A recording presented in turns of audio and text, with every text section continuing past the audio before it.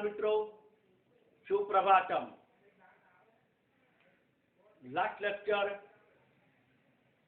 के जेनी अंदर आपणे क्वांटमाक जे परमाणुना केंद्रनी आसपास रहेला इलेक्ट्रॉनने दर्शाववा माटेनी इलेक्ट्रॉननी माहिती मेळववा माटेनी जे रजू करवामां आवती अंक पद्धति जे आंक के जे क्वांटम आंक तरीके ओळखाय के जेनी अंदर मुख्य क्वांटम आंक के जेनो आपणे अभ्यास करेलो के जे बोहर नामना वैज्ञानिक द्वारा दर्शाववामां आवेल छे। आ मुख्य क्वांटम आंकनुं मूल्य एना द्वारा प्राप्त थती माहिती ए बधुं आपणे व्यवस्थित रीते अभ्यास कर्यो। आ दरेके दरेक माहिती द्वारा आपने कई जानकारी मळे ए खास आपणे ध्यानमां राखજો के एना अनुसंधानमां एमसीक्यू पूछाता होय छे। तो इलेक्ट्रॉननी संपूर्ण माहिती मेळववा माटे तो मित्रों अन्य पण क्वांटम आंक छे जे पण आपणे लास्ट टाइम वात करेली के जेमां कोणीय वेगमान क्वांटम आंक, चुंबकीय क्वांटम आंक अने स्पिन क्वांटम आंक। तो मित्रों आज आपणे एक नवा एवा क्वांटम आंकनो अभ्यास करवानो छे के जे छे एजीम्यूथल अने अलग अलग नामथी ओळखवामां आवे छे। एजीम्यूथल कोणीय वेगमान अथवा कोणीय गौण अथवा द्वितीय क्वांटम आंक अने अलग अलग क्वांटम आंकथी ओळखवामां आवे छे। तो एजीम्यूथल कोणीय वेगमान गौण अथवा द्वितीय क्वांटम आंक आनी माहिती दर्शावनार छे समरफील्ड એટલે કે સમરફીલ્ડે એની માહિતી દર્શાવી। આજે કોણીય વિજ્ઞાન ક્વોન્ટમ આંક છે કે ગૌણ ક્વોન્ટમ આંક કે એજીમ્યુથલ જે બી કોઈ કે જેને એલ સિમ્બોલ જેની સંજ્ઞા છે એલ થી દર્શાવવામાં આવે સ્મોલ એલ। જે મુખ્ય ક્વોન્ટમ આંક એ સ્મોલ એન વડે દર્શાવાય છે જે બોરે દર્શાવેલું છે અને એ જ રીતે એજીમ્યુથલ ક્વોન્ટમ આંક એટલે કે એલ કે જે समरफील्ड द्वारा दर्शावेलुं छे। त्यारबाद जे मुख्य महत्वनुं जेम आपणे जोई जाय के मुख्य क्वांटम आंक एन नुं मूल्य शुं तो के एन नुं मूल्य 1 2 3 4 5 अप टू एन। ए ज रीते एल नुं मूल्य शुं होय एना द्वारा आपणे कई माहिती प्राप्त थाय ए आपणे हवे समजवानुं छे। तो सौप्रथम एल नुं मूल्य 0 થી n-1 લખવામાં આવે જ્યાં n એટલે મુખ્ય ક્વોન્ટમ આંક। तो n बराबर 1 होय तो 0 થી 0 बने, n बराबर 2 होय तो 0 થી 2 - 1 એટલે કે 0 1 बने, n बराबर 3 होय तो 3 - 1 એટલે કે 2 तो 0 થી 2 એટલે કે 0 1 2। આ રીતે l ના મૂલ્યો નક્કી થતા હોય। એટલે l ના મૂલ્યો આધાર કોના ઉપર રાખે છે? ડિપેન્ડેબલ કોના ઉપર થયા? मुख्य क्वांटम आंक पर। एल मूल्यों आधार ए मुख्य क्वांटम आंक पर थई गयो। अच्छा मुख्य क्वांटम आंक कयो छे ए ख्याल आवे अने आधार तमे एल ने जे छे ए कयुं मूल्य थाय ए नक्की करी शको। त्यारबाद जनरल बधा प्राप्य माहिती एना द्वारा आपणे कई कई माहितीओ प्राप्त थई शके। तो नंबर 1 लखेलुं छे पेटाकोष अथवा कक्षा के कक्षक એટલે કે જે તે પેટાકોષ કઈ છે અને કક્ષક કઈ છે એટલે કે કક્ષાની અંદર પેટા કક્ષા જેને કક્ષક કહેવાય। કે n બરાબર 1 એટલે પહેલી કક્ષા તો પહેલી કક્ષામાં કઈ પેટા કક્ષા છે સમજાય છે? પહેલી કક્ષામાં કઈ પેટા કક્ષા છે કે જ્યાં ઇલેક્ટ્રોન રહેલો છે અને એ કક્ષક તરીકે પણ ઓળખાય। તો પેટા કક્ષા યાને કે કક્ષક। ત્યારબાદ આ કક્ષકોના આકાર એ કક્ષક કઈ એ કક્ષકોના આકાર કેવા હોય। ત્યારબાદ એ કક્ષકની ઊર્જા જો મિત્રો કક્ષકની ઊર્જા વાત કરી છે અગાઉ આપણે એનના મૂલ્યને આધારે વાત કરી કે આ ઇલેક્ટ્રોનની ઊર્જા કે જે E = -13.6 અને આધારે જો આપણે સૂત્ર જે જોઈ ગયેલા છે આખું એ કે જેને આધારે ઇલેક્ટ્રોનની ઉર્જા મળે છે, એટલે કે પરમાણુના કેન્દ્રની આસપાસ ગતિ કરતા ઇલેક્ટ્રોન માટે અને ઉર્જા કેટલી છે, પહેલી કક્ષામાં હોય તો એની ઉર્જા ઈને આધારે શોધવાની, બીજી કક્ષામાં હોય તો એને આધારે E2ની ઉર્જા કેટલી છે, E3ની ઉર્જા કેટલી છે, એ રીતે તો જે તે કક્ષામાં ગતિ કરતા ઇલેક્ટ્રોનની ઉર્જા છે. પણ અહીંયા વાત કરેલી છે કક્ષકની ઉર્જા. કક્ષકની ઉર્જા એટલે કે જે તે કક્ષામાં જે પેટા કક્ષા રહેલી છે કે જેમાં ઇલેક્ટ્રોન છે, આ કક્ષકની ઉર્જા શું છે? બહુ મહત્વનો મુદ્દો છે. કારણ કે પરમાણુની ઇલેક્ટ્રોન રચના અંગેના મુખ્ય 3 નિયમો છે. પરમાણુની ઇલેક્ટ્રોન રચનાના મુખ્ય 3 નિયમો છે, જેમાં એક નિયમ છે આઉટબાઉ. આઉટબાઉ એટલે કે ગોઠવણી, એનો અર્થ એવો થાય. તો આઉટબાઉના સિદ્ધાંતની અંદર, આઉટબાઉના નિયમની અંદર કહેલું છે કે ઇલેક્ટ્રોનને પરમાણુમાં રહેલા ઇલેક્ટ્રોનને કેવી રીતે ગોઠવવો. તો એ ઇલેક્ટ્રોનને પ્રથમ ઓછી ઉર્જા ધરાવતી કક્ષકની અંદર ગોઠવવાનું, ઓછી ઉર્જા ધરાવતી કક્ષકમાં એટલે કે પેટા કક્ષામાં એને ગોઠવવાનું. પછી જેમ જેમ ઉર્જા ક્રમશઃ વધતી જાય એમ ઇલેક્ટ્રોનને ગોઠવતા જવાનું. તો આ કક્ષકની ઉર્જા એ કોણ દર્શાવશે, કોને આધારે માહિતી મળશે?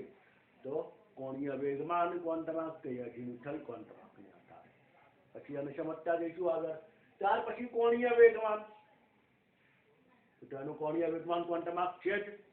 ઇલેક્ટ્રોન વર્તુળાકાર માર્ગે ગતિ કરતો હોય, વર્તુળાકાર માર્ગે ગતિ કરતા પદાર્થ માટે કોણીય વેગમાન દર્શાવવામાં આવે છે. આમ તો એનું સૂત્ર હતું mvr nh/2π, જે બોરે દર્શાવેલું હતું.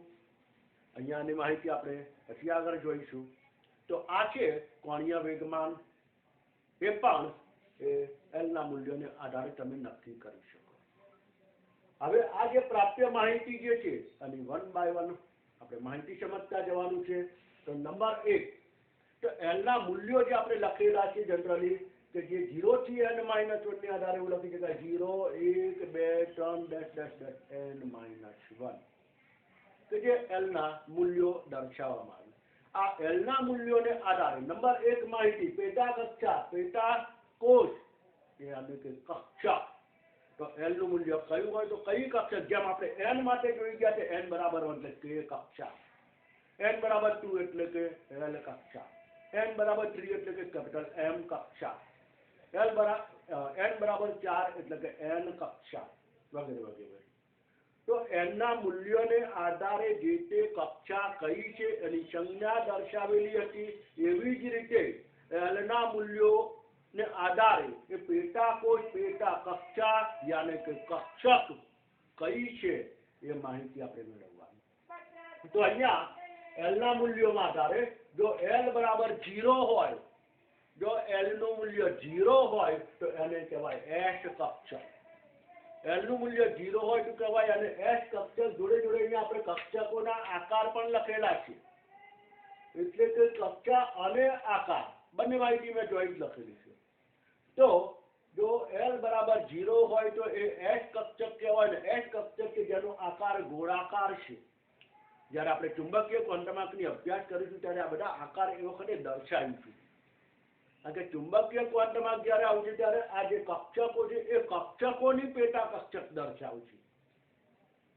જેમ કક્ષાની પેટા કક્ષા દર્શાવી એટલે કક્ષક જે એલના મૂલ્યને આધારે, કક્ષા કોણે દર્શાવી એલ, પેટા કક્ષા કોણે દર્શાવી તો એલ.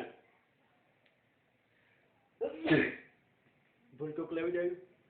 ત્યારબાદ કક્ષકની પેટા કક્ષક કોણ દર્શાવે છે તો ચુંબકીય ક્વોન્ટમાર્ક. એ ચુંબકીય ક્વોન્ટમાર્કની અંદર એની પેટા કક્ષકો આવશે, એટલે કે કક્ષકના પ્રકાર આવશે. તો એ દરમિયાન એના આકારની આપણે માહિતી વિસ્તૃતપૂર્વક જોઈશું. અહીંયા આકાર ખાલી લખેલા છે. ત્યાર પછી એલ બરાબર 1, જો એલનું મૂલ્ય 1 હોય તો એને કહેવાય પી કક્ષક, સ્મોલ પી, કે જેનો આકાર છે ડંબેલ આકાર. ડંબેલ આકાર એટલે ખ્યાલ આવે કે આજુબાજુના આ રીતના લોબ હોય, બરાબર, અને વચ્ચે દાંડી. તો આ જે આકાર બને એ કયો બન્યો? ડંબેલ આકાર. તો આજુબાજુ 2 લોબ અને વચ્ચે દાંડી, તો આ ડંબેલ આકાર. એ જ રીતે જો L બરાબર 2 હોય તો એને ડી કક્ષક તરીકે ઓળખવામાં આવે. ડી કક્ષક કે જેનો આકાર છે ડબલ ડમ્બેલ આકાર. ડમ્બેલ ખરા પણ આવા ડબલ ડમ્બેલ સ્વરૂપે જોવા મળશે. ત્યારબાદ L બરાબર 3 એટલે કે F કક્ષક જેનો આકાર હજુ નક્કી થયેલો નથી, અનિશ્ચિત આકાર કહી શકાય, ખૂબ જ જટિલ આકાર છે. એટલે આપણે જનરલી દર્શાવતા નથી હોતા, પણ એ જટિલ સ્વરૂપ, જટિલ એવો કોઈ આકાર નથી કે જેમ ડમ્બેલ કોઈક આકાર છે એમ જટિલ એ કોઈ આકાર નથી, પણ ખૂબ જ ગૂંચવાડા વાળો સ્પષ્ટ ખ્યાલ ન આવે એ પ્રકારનો છે, અનિશ્ચિત છે. એટલા માટે હજુ સુધી અમે દર્શાવેલું નથી અને આપણે જટિલ આકાર સ્વરૂપે દર્શાવીશું. તો આ જે એલના મૂલ્યોને આધારે જે તે આ કક્ષક એ જ પેટા કક્ષા, એ જ પેટા કોષ કહેવામાં આવે. તો એલના મૂલ્યોને આધારે આ રીતે અલગ અલગ પેટા કક્ષા યાની કે કક્ષકોની માહિતી મળે છે. સામે એ પણ ધ્યાનમાં રાખવાનું કે દાખલા તરીકે પી કક્ષક હોય તો પી કક્ષક માટે એલ નું મૂલ્ય કેટલું હોય તો કે 1. જો ડી કક્ષક હોય તો ડી કક્ષક માટે એલ નું મૂલ્ય કેટલું હોય તો કે 2. આ પણ જરૂરી છે કારણ કે આજે બધા પ્રશ્નો આવવાના જ છે કમિંગ સૂન, ત્યારે તમને ખ્યાલ આવશે. જો એફ કક્ષક હોય તો એના માટે એલ નું મૂલ્ય કેટલું હોય તો કે 3. તો એ પણ તમને આગળ માહિતી પ્રાપ્ત થશે. એટલે આ એલના મૂલ્યને આધારે કક્ષક અને કક્ષકને આધારે એલનું મૂલ્ય પણ નક્કી કરવાની ખબર પડવી જોઈએ. આગળ મિત્રો એલ બરાબર 4 તો જી કક્ષક, આગળ જઈએ તો એચ આવે, પણ એની આપણે જરૂર પડતી નથી કારણ કે આવર્ત કોષ્ટકની અંદર રજૂ કરેલા તત્વોને આધારે અત્યાર સુધીમાં આટલી કક્ષકોની જરૂરિયાત છે. એટલે આગળ આપણે બહુ ડિટેલ્સ માહિતીમાં ક્યાંય જવાની જરૂર નથી. તો સૌ પ્રથમ નંબર એ જોયું એલના મૂલ્યોને આધારે આ જે કઈ માહિતી આપણને પ્રાપ્ત થાય છે એ માહિતી આપણે અભ્યાસ કરી. ઓકે મિત્રો, હજુ આગળ એની માહિતી શું પ્રાપ્ત થાય છે એને આગળ જોઈએ. તો મિત્રો હવે આગળ જે માહિતી આવે છે એ કક્ષકની ઉર્જા. આ કક્ષકની ઉર્જા કોને આધારે નક્કી કરવામાં આવે છે તો કક્ષકની ઉર્જા નંબર 2 માહિતી n પ્લસ l ને આધારે. n એટલે મુખ્ય ક્વોન્ટમાસ, l એટલે કોણીય વેગમાન ક્વોન્ટમાસ. આ બંનેના મૂલ્યોનો સરવાળો કરવામાં આવે તો આપણને પ્રાપ્ત થાય એ કક્ષકની ઉર્જા. પણ આ કક્ષકની ઉર્જા જોઈએ એ પૂર્વે ફરીથી એક માહિતી આપણે જોતા જઈએ કે n બરાબર 1 મૂલ્ય હોય ત્યારે શું એ બધી માહિતી આપણે પ્રાપ્ત કરીએ અને એને આધારે એ કક્ષકો કઈ છે, કેવી રીતે દર્શાવાય છે, એને આધારે પછી n પ્લસ l મૂલ્ય, એનો ક્રમ, આઉટબાઉએ જે ક્રમ આપ્યો છે એ n પ્લસ l ને આધારે જ ક્રમ છે. તો એ કેવી રીતે નક્કી થાય એની માહિતી હવે આપણે આગળ મેળવતા જવાની છે. તો મિત્રો અહીંયા જે દર્શાવેલ છે મુજબ n બરાબર 1, n બરાબર 1 હોય તો વેલ્યુ કેટલી થાય l બરાબર 0 કારણ કે 0 થી 1 માઇનસ 1. તો 0 થી 1 માઇનસ 1 એટલે 0, 0 થી 0 that means 0. તો l બરાબર 0 હોય તો કઈ કક્ષક કહેવાય તો x કક્ષક. n બરાબર કેટલા છે તો કે 1 એટલે આ દર્શાવાય શું 1x. તો 1x નો મતલબ શું છે 1 લખ્યું છે એટલે કે n. જે જનરલ દર્શાવવામાં આવે છે એ ખાસ માહિતી યાદ રાખજો. જનરલ જે દર્શાવવામાં આવે છે કક્ષકને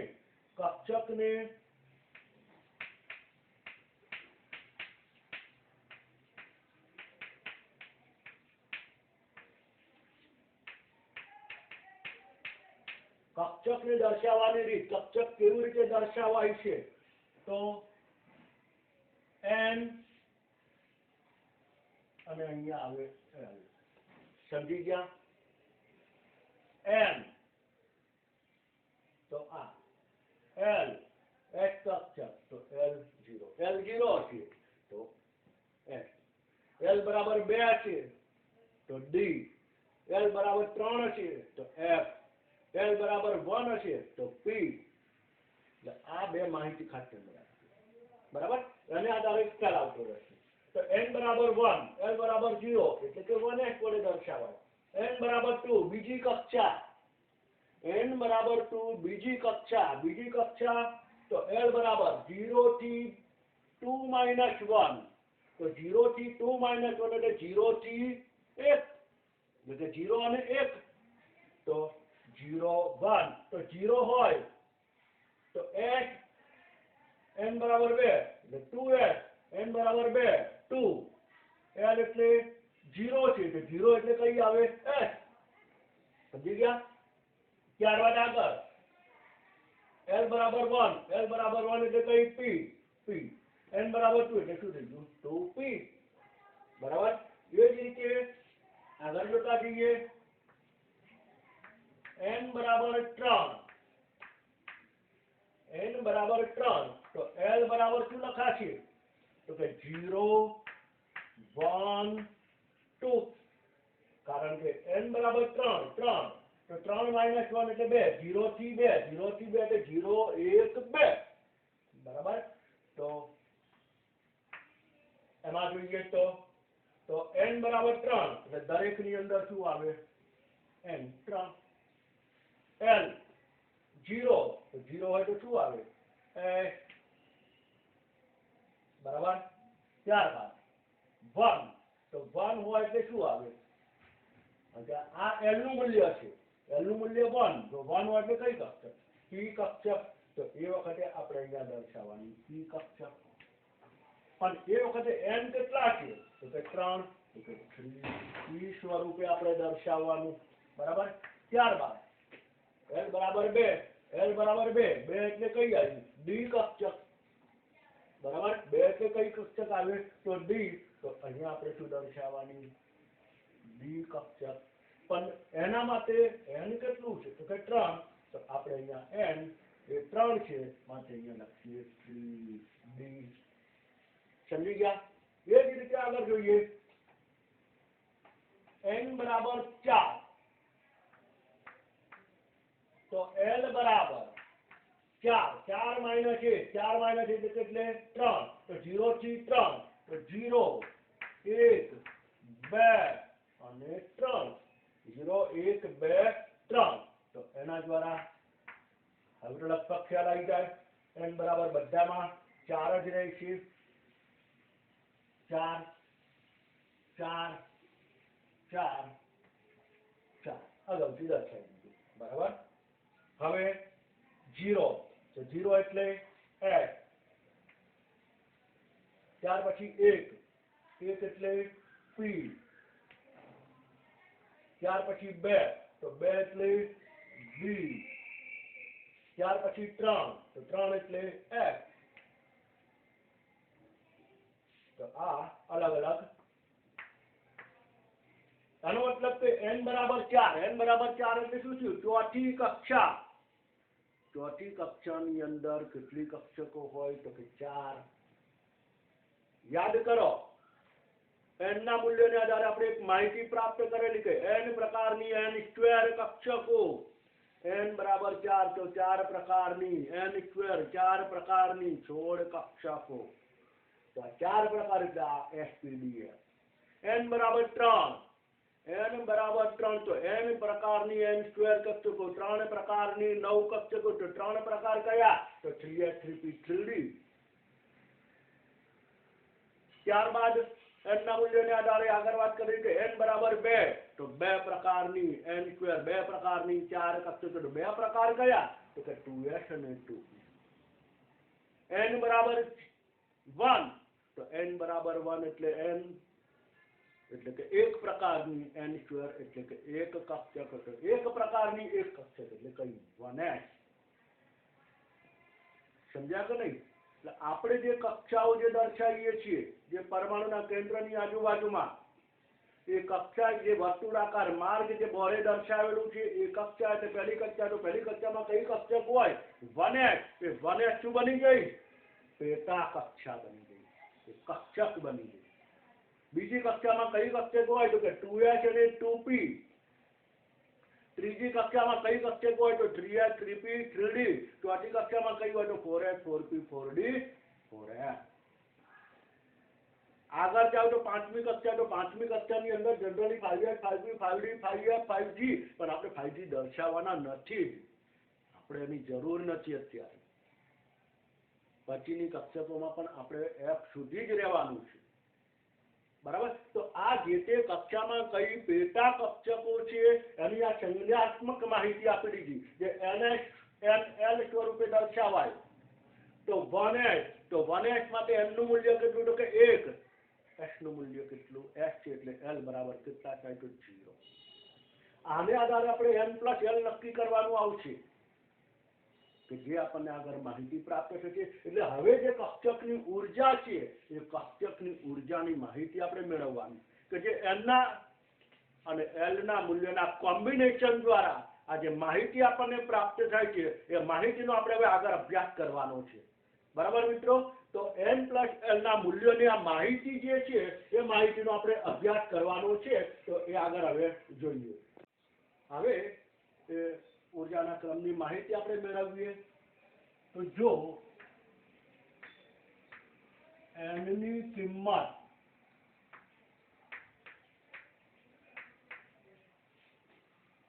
સમાન હોય તો જુદી જુદી પેટા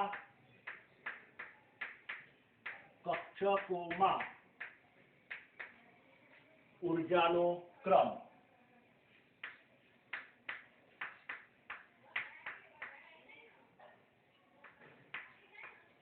એની કિંમત સમાન હોય. જો અહીંયા 2s 2p સમાન છે, 3s 3p 3d બધામાં n બરાબર 3 છે, 4s 4p 4d 4, બરાબર. તો પહેલા જનરલ એક ક્રમ યાદ રાખી લેવાનો. હમણાં ક્રમો યાદ રાખવાના, s p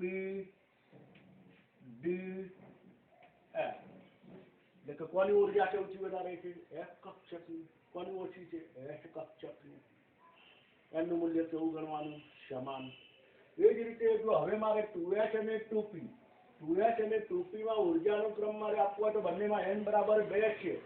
તો કોની ઉર્જા વધારે છે, s કરતા p ની, એટલે 2s કરતા કોની વધારે છે, 2p ની ઉર્જા વધારે થઈ ગઈ.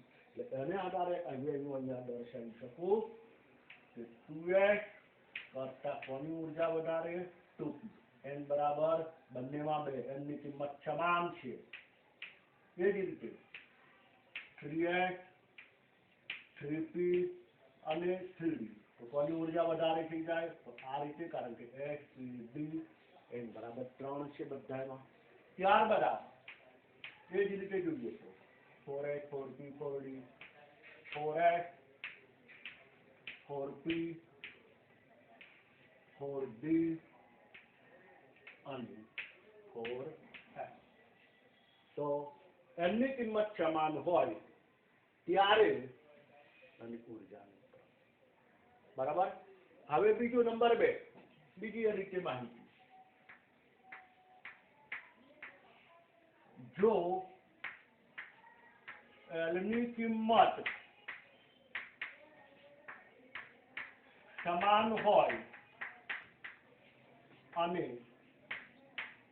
n જુદા જુદા હોય તો ઉર્જાનો ક્રમ. ઉર્જાનો ક્રમ આપણે કક્ષકોમાં જ અત્યારે દર્શાવી રહ્યા છીએ. l ની કિંમત સમાન, l ની કિંમત સમાન હોય તો કક્ષક એક જ રહે, s s s. જો અહીંયા 1s 2s 3s 4s બધામાં s જ, અને s હોય તો બધામાં l બરાબર 0. તો ઉર્જાનો ક્રમ, તો જનરલી જેમ n નું મૂલ્ય વધે એમ ઉર્જા વધે, બરાબર. n બરાબર 1, n બરાબર 2, n બરાબર 3, n બરાબર 4. તો એની અંદર જે ક્રમ તમે દર્શાવો છો એ ક્રમ અલગ અલગ આ રીતે દર્શાવી શકાય. જેમાંનો એક 1s greater than 2s greater than 3s greater than 4s. આ રીતે દર્શાવી શકો. એ રીતે p કક્ષક માટે દર્શાવીએ તો 2p greater than 3p greater than 4p. એ જ રીતે બી માટે દર્શાવીએ તો 3D greater than 4D 5D પણ હોય 6D પણ હોય હો ના હોય એવું નથી પણ ટૂંકમાં આ ઘરે એ રીતે અહીંયા 2P 3P 4P 5P 6P એ હોય ન હોય એવું નથી એ રીતે આમાં 4F પછી 5F હોય આપણે આગળ દર્શાવ્યું નથી એનો મતલબ એવું કે આગળ હવે ના હોય સ્ટોપ થઈ ગયું નથી એટલે 5મી કક્ષા 6ઠ્ઠી કક્ષા 7મી કક્ષા n બરાબર 7 સુધી આપણે અત્યારે અભ્યાસક્રમમાં રહે છે અને આવર્ત કોષ્ટકમાં તત્વો ત્યાં સુધી છે એટલે 7મો આવર્ત અધૂરો આવર્ત છે આવર્ત એટલે હરો કે ચેપ્ટર નંબર 3માં માહિતી આપેલી છે તો 7મો આવર્ત જે અધૂરો આવર્ત ગણવામાં આવે છે કે જ્યાં n બરાબર 7 હોય અને જો n બરાબર 7 હોય તો ખ્યાલ આવે પણ આગળની કક્ષકો હોય ખરી SP D F G H I J આપણે એનો ઉલ્લેખ જરૂરી નથી બરાબર આપણે આટલે સુધીની જરૂર છે એટલે એ રીતે માહિતી આપણે જોઈ રહ્યા છીએ બાકી n બરાબર 5 હોય તો 0 1 2 3 4 4F 5F 5P 5D 5F સમજી ગયા એ રીતે આગળ વધીએ તો અહીંયા મુખ્ય મહત્વની માહિતી શું કહે છે જો L ની કિંમત સમાન S S L સમાન છે P P P L સમાન કહેવાય અને D D L સમાન કારણ કે કક્ષક પેટા કક્ષક D છે તો એમાં કોની ઉર્જા વધારે જેનું n નું મૂલ્ય વધુ હોય છે આ બધું જ નક્કી કોને આધારે થઈ રહ્યું છે n પ્લસ L ને આધારે જ મિત્રો તો પછી હું તમને હમણાં સમજાવું કારણ કે એ પ્રકારના પ્રશ્નો પૂછાતા હોય છે બરાબર ત્યાર પછી આગળ જોઈએ હવે જે ઉર્જાનો ક્રમ નક્કી કરવાનો છે કે જેની અંદર અલગ અલગ મૂલ્યો હોય n નું મૂલ્ય પણ અલગ હોય L નું મૂલ્ય પણ અલગ હોય એ વખતે કેવી રીતે નક્કી કરવું એની માહિતી આપણે હવે જોવાની છે તો ખાસ હવે જો n પ્લસ L ની કિંમત સમાન હોય તો જેના માટે n નું મૂલ્ય વધુ તેની ઉર્જા વધુ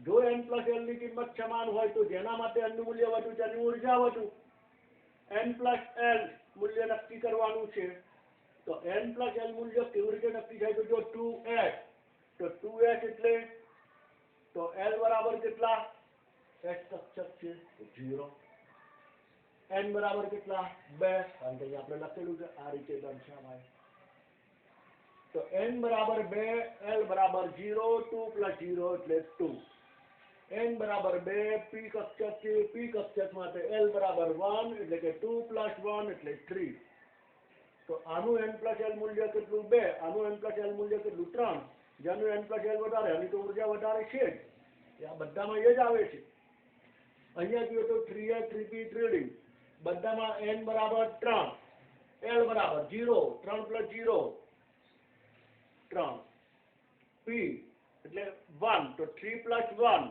4 d તો L બરાબર d d માટે L બરાબર 2 તો 3 પ્લસ 2 5 3 4 5 થઈ ગઈ ઉર્જા વધારે આની અંદર જે 4s માટે 4 પ્લસ 0 4 4 પ્લસ 1 5 4 પ્લસ 2 6 4 પ્લસ 3 કારણ કે f એટલે 3 તો f હોય ત્યારે L બરાબર 3 હોય n બરાબર 4 તો આગળ લખેલા જ છે તો n પ્લસ L બરાબર 7 થાય એની ઉર્જા વધારે n પ્લસ L નું મૂલ્ય જેનું વધારે એની ઉર્જા તો વધારે છે જ જે આ બંનેની અંદર આ માહિતી આવી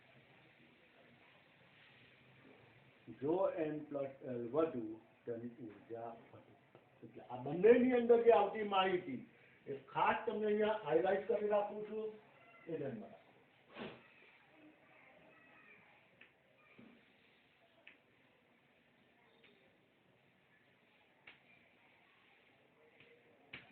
આ બંનેમાં જે માહિતી આવે છે એ તો એ જે અહીંયા લખેલું છે મુજબ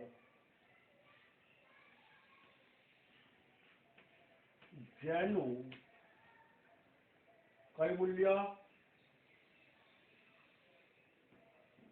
n પ્લસ l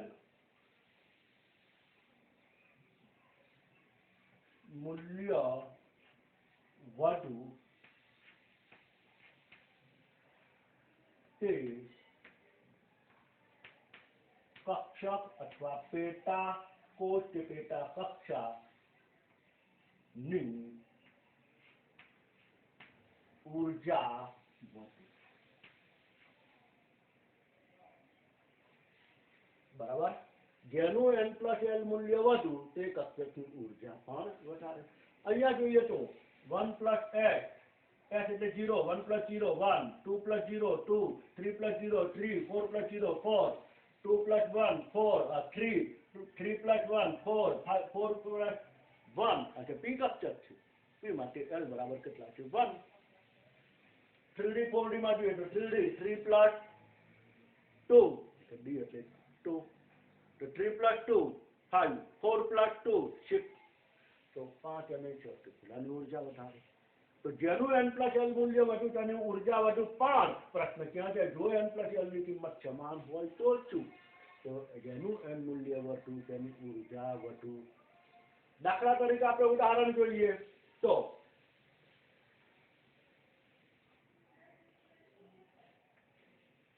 3s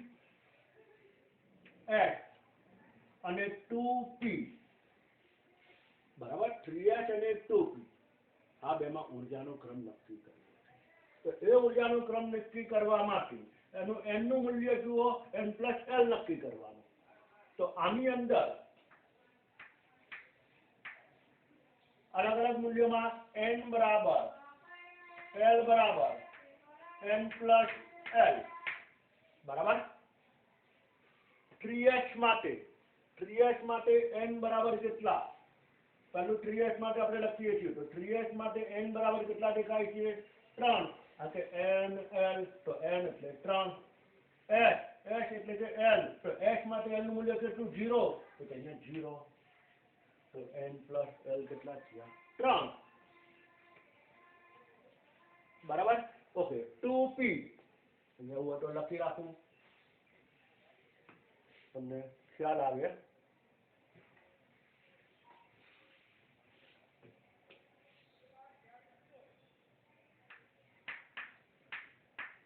કક્ષક બરાબર. કઈ કક્ષકની વાત કરી રહ્યા છીએ આપણે? તો કે 3s હવે 2p બરાબર. તો 2p ની અંદર જોઈએ તો n બરાબર કેટલા થશે? તો કે n બરાબર 2 એટલે 2 p l તો l બરાબર p કક્ષક તો l બરાબર કેટલા 1 મૂલ્ય કેટલું છે 3.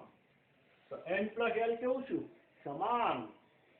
બંનેમાં n પ્લસ l 3 3 છે. તો જો n પ્લસ l ની કિંમત સમાન હોય તો તેના માટે n નું મૂલ્ય વધુ તેની ઊર્જા વધારે. કોનું n મૂલ્ય વધારે 3s. કોના કરતા 2p કરતા. ધેટ મીન્સ કોની ઊર્જા વધી ગઈ અહીંયા 3s ની ઊર્જા વધી ગઈ બરાબર. એટલે આ એક પ્રશ્ન આપણે અહીંયા ધ્યાનમાં રાખવાનો. તે જ રીતે દાખલા તરીકે તમને આપવામાં આવેલું હોય 4s, ત્યાર પછી આપવામાં આવે 3p.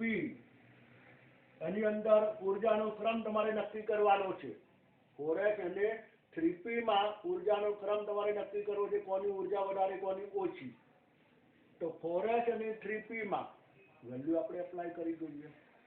એને આધારે આપણને ખબર પડશે બરાબર. તો ફરીથી અહીંયા લખીએ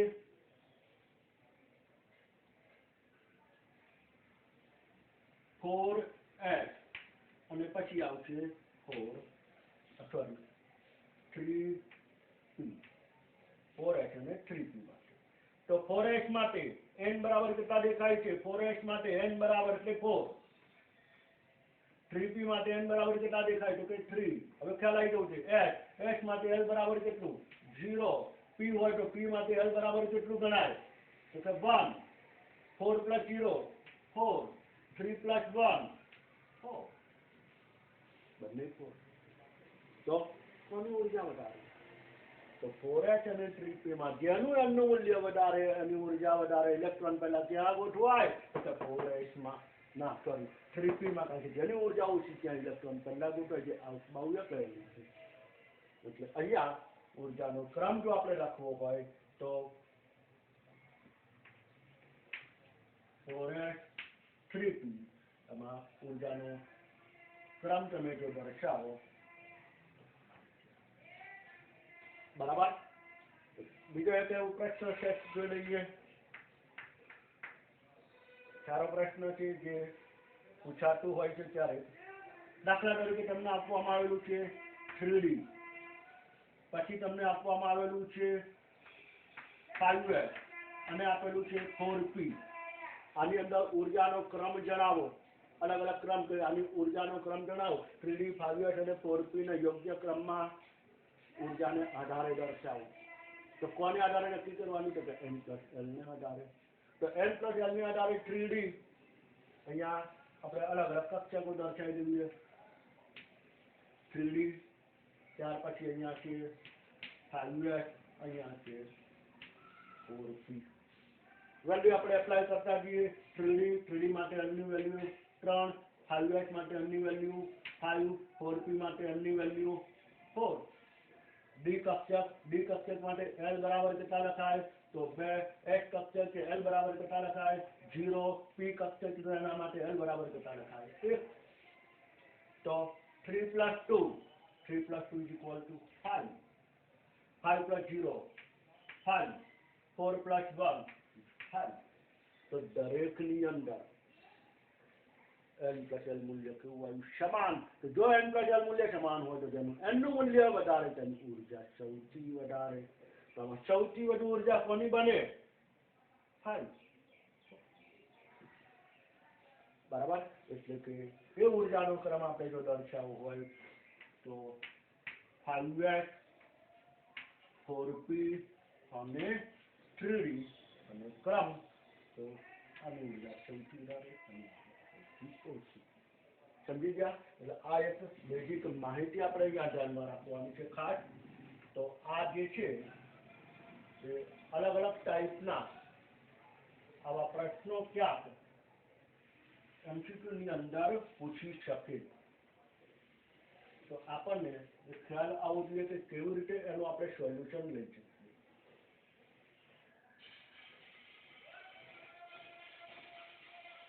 પહેલા પ્રશ્નના અનુસંધાનમાં, બીજા પ્રશ્નના અનુસંધાનમાં. બરાબર. કે જેની અંદર અલગ અલગ કક્ષકો નક્કી કર્યા, n ના મૂલ્યો અને એને આધારે n + l ના મૂલ્યો આપણે નક્કી કર્યા. તો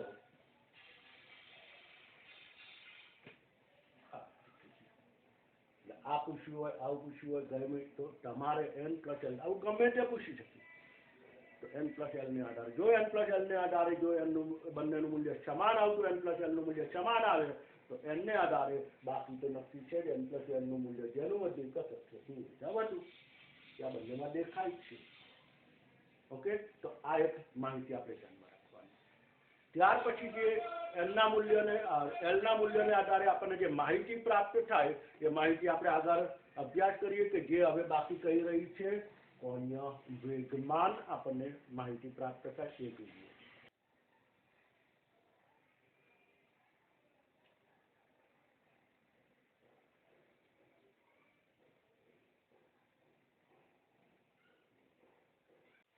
હવે કોણીય વેગમાન ક્વોન્ટમ ને આધારે જે ત્રીજી માહિતી આપણને પ્રાપ્ત થાય છે એ કક્ષકનું કોણીય વેગમાન. તો કક્ષકના કોણીય વેગમાન ની માહિતી આપણે જોઈએ.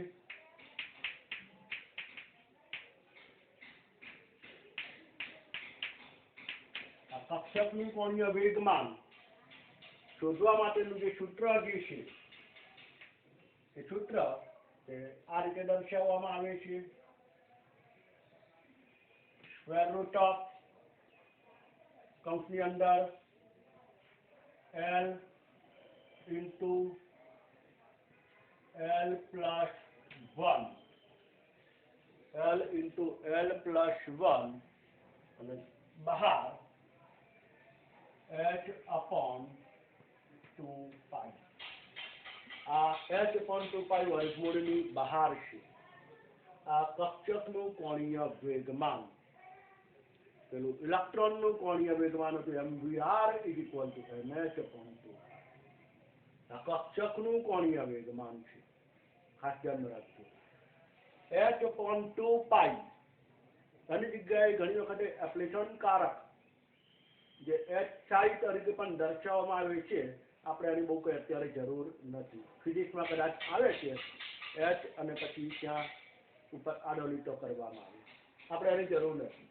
તો અહીંયા કક્ષકનું કોણીય વેગમાન તો જુદી જુદી કક્ષકો કઈ h p d f તો અલગ અલગ કક્ષકો માટેના કોણીય વેગમાન આપણે હવે અહીંયા જોઈએ તો પહેલા h કક્ષક માટે કોણીય વેગમાન h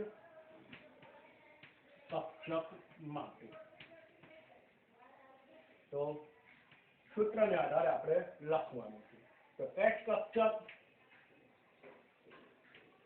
square root of h કક્ષક માટે l બરાબર કેટલા તો અહીંયા ખબર જ છે આપણને તો h કક્ષક માટે l બરાબર 0 તો વેલ્યુ અપ્લાય કરીએ તો 0 into 0 plus 1 0 into 0 plus 1 તો 0 into 0 plus 1 તો કેટલું થાય નીકળી ગયું બધું જ into h upon 2 pi તો h કક્ષક પેટા કક્ષક માટે એનું મૂલ્ય કેટલું થઈ જાય 0 એટલે 0 into 0 plus 1 h upon 2 pi તો એની વેલ્યુ જે થશે એ કેટલી થશે કે 0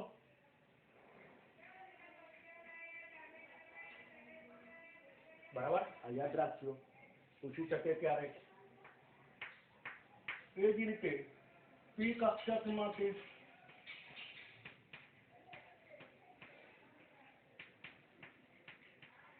તો p કક્ષક માટે l નું મૂલ્ય કેટલું તો હવે આપણને લગભગ યાદ રહી ગયું છે કે l નું મૂલ્ય 1 છે square root of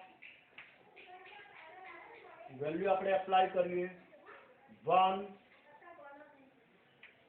into 1 plus 1 h upon 2 pi value કેટલી થાય તો આપણે જોઈએ તો 1 plus 1 2 2 into 1 2 the root 2 into h upon 2 pi root 2 into h upon 2 pi તો આમ તો root 2 upon 2 એટલે શું લખાય 1 upon root 2 લખી શકાય એ રીતે લખવું હોય તો અને ન લખો તો પણ એમને તમને એટલી તો ખબર પડે આની વેલ્યુ થઈ ગઈ √2 બરાબર બાકીનો જે ભાગ રહ્યો એની વેલ્યુ ઇન્ટુ h upon 2 આમ તો નીચે 2 છે તો upon √2 થઈ જાય એટલે એ પણ લખવું હોય તો લખી શકાય આપણી જાણકારી માટે તો એ પણ આપણે અહીંયા ધ્યાનમાં રાખીએ તો ફાઇનલ વેલ્યુ જે આની છે એ આ રીતે લખી શકાય h upon √2 pi h upon √2 pi બરાબર કારણ કે 2 એટલે √2 into √2 √2 તોડી ગયા એટલે નીચે એક √2 રહે ત્યારબાદ મિત્રો આગળ જોઈએ ડી કક્ષક માટે આપણે દરેક માટે અભ્યાસ કરી જ દેવાનો છે ડી કક્ષક માટે તો ડી કક્ષક માટે l તો l નું મૂલ્ય ડી કક્ષક માટે કેટલું આવે 2 વેલ્યુ એપ્લાય કરીએ 2 into 2 plus 1 2 plus 1 3 3 into 2 એટલે √6 બરાબર into h upon 2 પાઈ તો છે એટલે કે આ જે વેલ્યુ આવી એ વેલ્યુ આપણને કઈ પ્રાપ્ત થઈ તો કે √6 into h upon 2 પાઈ પણ √6 એટલે શું લખાય તો √2 into √3 લખી શકો પણ અગર ન દર્શાવવું હોય તો પણ ચાલે તો આ રીતે પણ વેલ્યુ યાદ રાખી શકો √6 into h upon 2 પાઈ બરાબર કારણ કે √6 એટલે √2 into √3 √2 આપેલું છે એ ઉડી જાય જો નીચે 1 upon આવી જાય તો જો લખવું હોય તો આ રીતે તમે દર્શાવી શકો ઉપર √3 રહે છે બરાબર એટલે કે આખો આ રીતે દર્શાવ્યું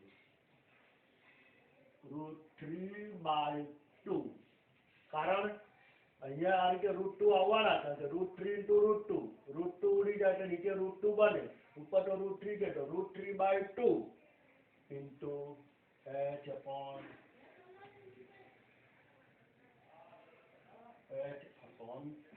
5 એ તો છે તો √3/2 into h upon 5 યાદ રાખવાનું અને છેલ્લું f કક્ષક માટે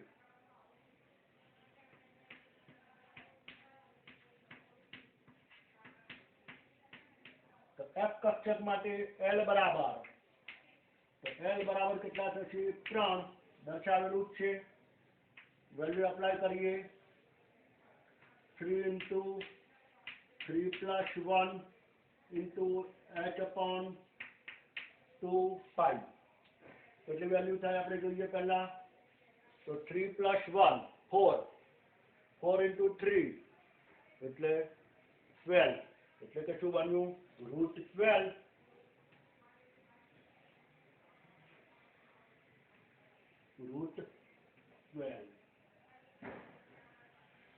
બરાબર into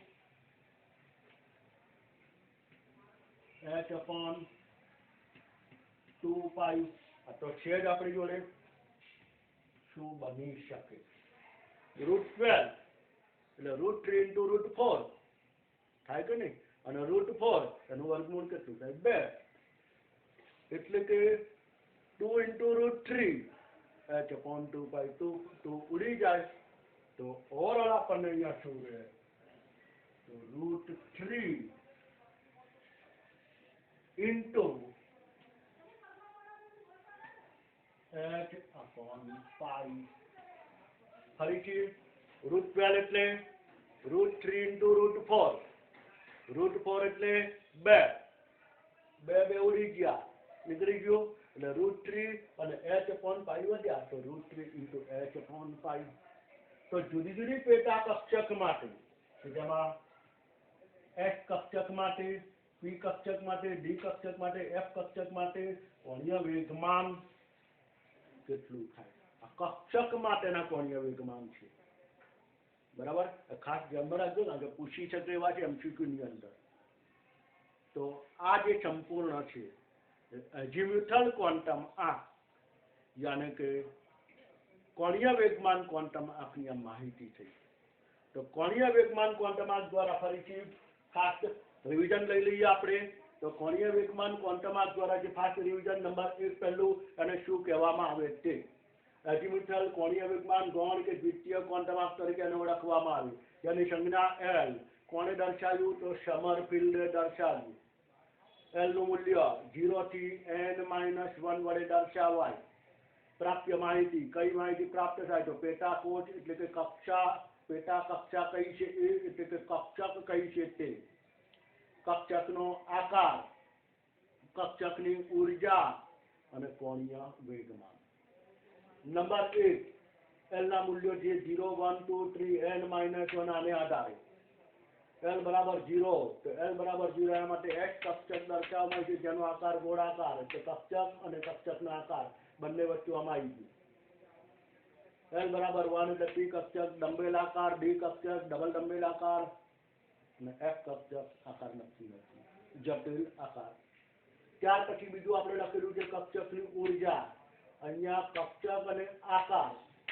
અને આકાર એ બંને આવી ગયું. હવે આવ્યું કક્ષકની ઉર્જા જે n+l ને આધારે નક્કી કરવામાં આવતી હોય. આ કક્ષકોને દર્શાવવાની રીત છે nl. nl એટલે n એટલે 1, તો l h એટલે 0. તો nl એટલા માટે 1h 1h 2h 2p. l બરાબર 1 હોય તો p કરશે 3 0 તો 3h 3p 3d. આ રીતે 4h 4p 4d 4f. દર્શાવવાની રીત આવી ગઈ.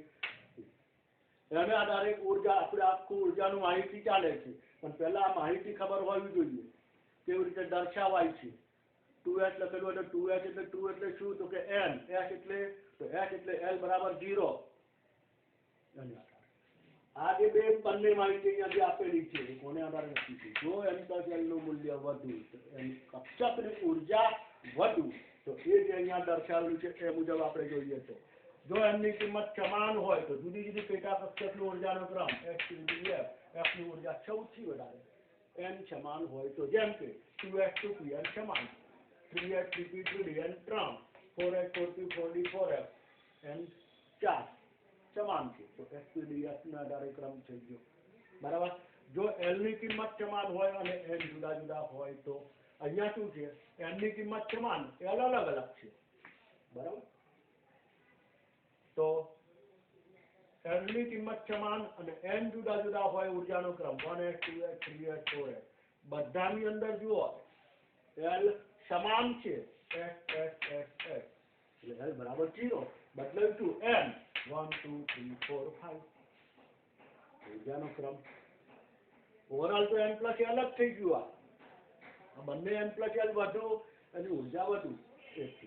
પણ જો n+l ની કિંમત સમાન હોય તો તેના માટે n નું મૂલ્ય વધુ, તેની ઉર્જા વધારે.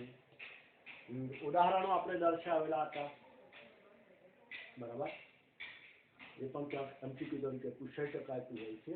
અને નંબર 3 ત્રીજી માહિતી જે આપણને અહીંયા પ્રાપ્ત થાય છે કોણીય વેગમાન. તો કક્ષકનું કોણીય વેગમાન માટેનું સૂત્ર છે √l × l + 1 × h/2π. દરેક કક્ષક માટે વેલ્યુ એપ્લાય કરીને આપણે એની પેટા કક્ષા, પેટા કોષ યા કક્ષક ના કોણીય વેગમાન આપણે શોધ્યા. દરેકના શોધ્યા. હવે આની વેલ્યુ તમે એપ્લાય કરો તો પણ પૂછી શકે. પ્લાન્કની વેલ્યુ એપ્લાય કરો, પાઈ ની વેલ્યુ એપ્લાય કરો, √2 કેલ્ક્યુલેશન કરો, એવો જવાબ પણ પૂછી શકે. તો તે આપણે ગણતરી કરીને રાખવાના, જેથી કરીને ખ્યાલ આવે. અથવા તો સૂત્ર યાદ રાખો તો પણ ગણતરી થઈ શકે. બરાબર. તો આજના લેક્ચરની અંદર આપણે એક બીજો ક્વોન્ટમ આંકનો અભ્યાસ કર્યો અને એ છે કોણીય વેગમાન ક્વોન્ટમ આંક. નેક્સ્ટ લેક્ચરની અંદર આપણે ચુંબકીય ક્વોન્ટમ આંક અને સમય હોય તો સ્પિન ક્વોન્ટમ આંકનો પણ આપણે અભ્યાસ કરીશું. અહીંયા આજના લેક્ચરની અંદર આપણે અહીંયા વિરામ આપીએ. નેક્સ્ટ લેક્ચર સુધી સૌને જય સ્વામિનારાયણ.